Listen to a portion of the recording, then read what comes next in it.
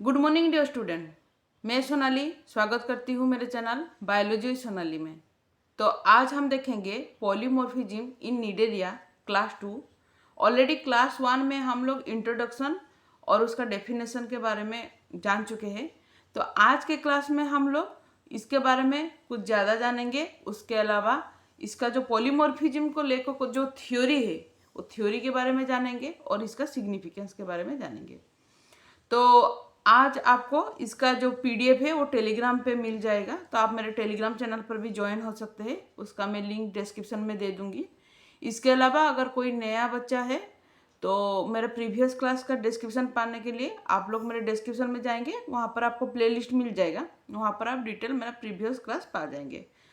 और जो भी मेरे चैनल पर नए आए हैं, अगर मेरे चैनल को से आपको अगर कोई भी बेनिफिट मिले तो आप ज़रूर मेरे चैनल को सब्सक्राइब कीजिए, लाइक करिए और शेयर कीजिए।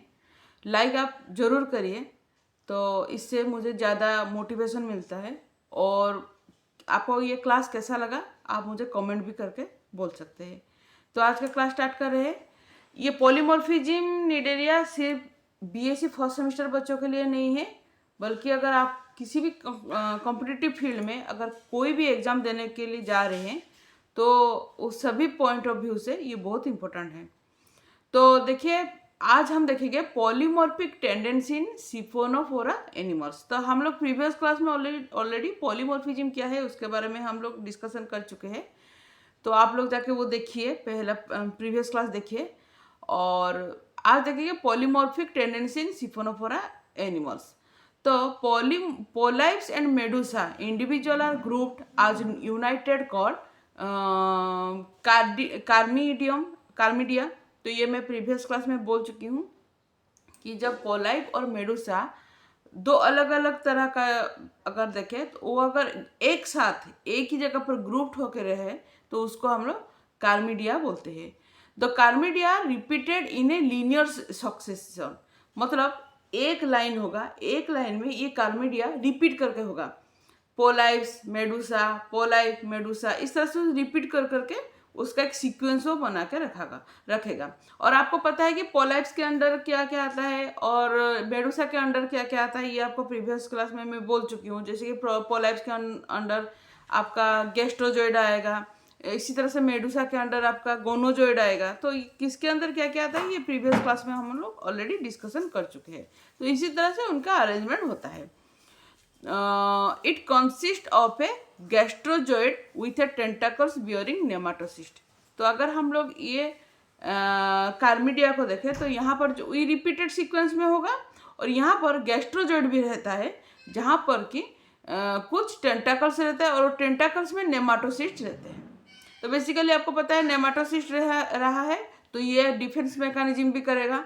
गैस्ट्रोजोइड है तो ये डाइजेशन के लिए हेल्प करेगा, ठीक है। ब्रैक्ट आर, जो ब्रैक्ट होता है वो क्या होता है, लीफ लाइक स्ट्रक्चर होता है, उसका स्ट्रक्चर लीफ लाइक होता है, बियरिंग नेमाटोसिस्ट सॉर्बेज प्रोटेक्शन। गोनोपोर बियर गोनाड, तो और गोनोपोर में गोनाड है जो कि रिप्रोडक्टिव पार्ट रहता है, ठीक है। अगर हम लोग देखें फाइसेलिया एग्जाम्पल का ले, बहुत बार क्वेश्चन में भी ये बहुत बार भी पूछा जाता है।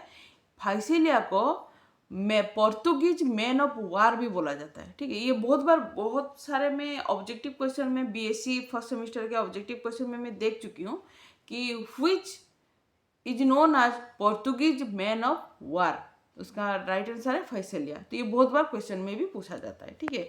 It show a big float called pneumatophore, यहाँ पर न्यूमाटोफोर रहता है, ठीक है, जो कि फ्लोटिंग लाइक स्ट्रक्चर है, जो कि बेसिकली फ्लोटिंग करने के लिए हेल्प करता है। Below this joints are arrange, और इसी न्यूमाटोफोर के नीचे सब जॉइंट्स आर अरेंज, मतलब अरेंज होकर रहता है। उसके बाद gastrozooid has a mouth at its tip, it has a long tentacle at its base. Tentacle bear nematocyst which help in capturing the prey. तो बेसिकली गैस्ट्रोजॉइड है, माउथ, उसके जो माउथ का जो टिप में गैस्ट्रोजॉइड है और इस यहाँ पर चारों तरफ उसका टेंटाकल्स रहता है। और टेंटाकल्स क्या करता है, नेमाटोसिस्ट को उसके अंदर नेमाटोसिस्ट रहता है, और नेमाटोसिस्ट बेसिकली क्या करता है, उसके अंदर एक टॉक्सिक सब्सटेंस रहता है जिसको कि वो रिलीज करने के बाद किसी भी तरह का अगर प्रे आया तो उसको ये पैरालाइज कर देता है, ठीक है। तो जिसके वजह से उसको आसानी से उसको कैप्चर कर सकता है। तो ये बेसिकली हेल्प करता है कैप्चरिंग द प्रे। उसके बाद dactylozooid has the mouth and tentacles and it bear nematocyst which serve as a defensive in function. तो हमको पहले से भी पता था डैक्टाइलोजॉइड भी वही काम है, डिफेंसिव है, क्योंकि यहाँ पर भी नेमाटोसिस्ट रहता है, ठीक है। और गोनोजॉइड है सेक्सुअल रिप्रोडक्शन। ये भी हम देखिए, ये क्लास से पहले सबसे पहले आपको क्लास 1 को देखना है। क्लास 1 अगर नहीं देखे तो ये क्लास देखने से कोई फायदा नहीं होगा। तो पहले क्लास में मैं ऑलरेडी इसको एलाबोरेट करके आपको समझा चुकी हूँ, इसीलिए यहाँ पर मैं बोलूँ थोड़ा थोड़ा सा बस हम उसको टचअप दे रहे हैं। तो जैसे कि गोनोजॉइड है सेक्सुअल रिप्रोडक्शन। नेक्टोफोर ऑल्सो, इसको अदरवाइज बोलते हैं नेक्टाकलाइस बोलते हैं, और स्विमिंग बेल, इसको स्विमिंग बोल बोला जाता है। बेसिकली इसका काम है लोकोमोटरी ऑर्गन, जो कॉलोनी का जो लोकोमोटरी ऑर्गन होता है, या तो फिर हम लोग बोल सकते हैं कि एक जगह से दूसरे जगह पर अगर इसको लोकोमोशन के लिए नेक्टोफोर हेल्प करता है। उसके बाद अगर देखें न्यूमाटोफोर और float or bladder like structure filled with gas, ठीक है। हाइड्रोफिलिया क्या है, नोन एज ब्रैक्ट और फाइलोजोइड भी बोला जाता है, और लिव लाइक विद नेमाटोसिस्ट सॉर्बिंग फॉर प्रोटेक्शन। उसके बाद ओरिजिन ऑफ पॉलीमॉर्फिज्म का कुछ थ्योरी देखेंगे। तो सबसे पहले पॉली ऑर्गन थ्योरी क्या है। तो पॉली ऑर्गन थ्योरी को जो प्रपोज किए थे उसका नाम मैं यहाँ पर दे दी हूँ। तो अकॉर्डिंग टू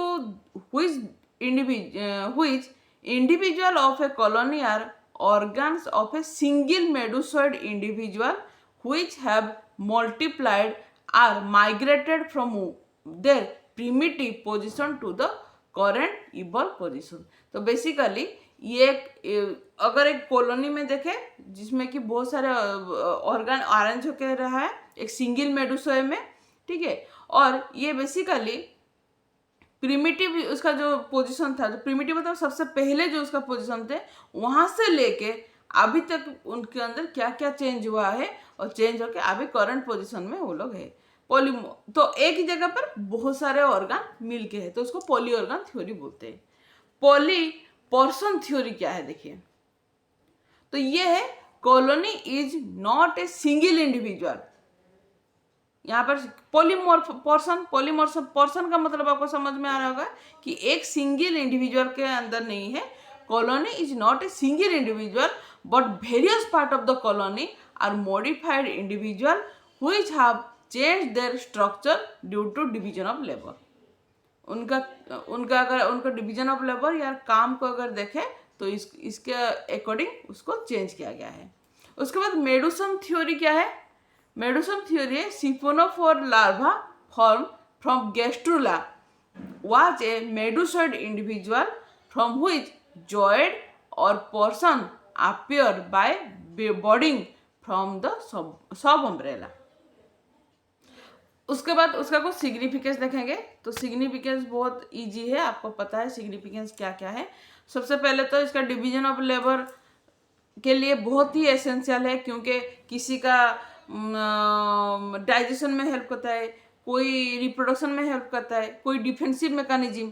तो इसी तरह से उनका डिवीजन ऑफ लेबर के लिए ये बहुत एसेंशियल है। Different individual perform different function rather to part और ऑर्गन ऑफ वन इंडिविजुअल। तो एक ऑर्गन से सारा फंक्शन नहीं होके अलग अलग ऑर्गन के अंदर अलग अलग फंक्शन होता है। तो इसीलिए ये एक बहुत बड़ा सिग्निफिकेंस है निडेरिया के लिए। तो ये कुछ उसका सिग्निफिकेंस था।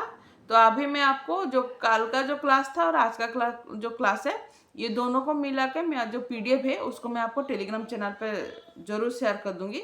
आज के लिए इतना ही। Thank you.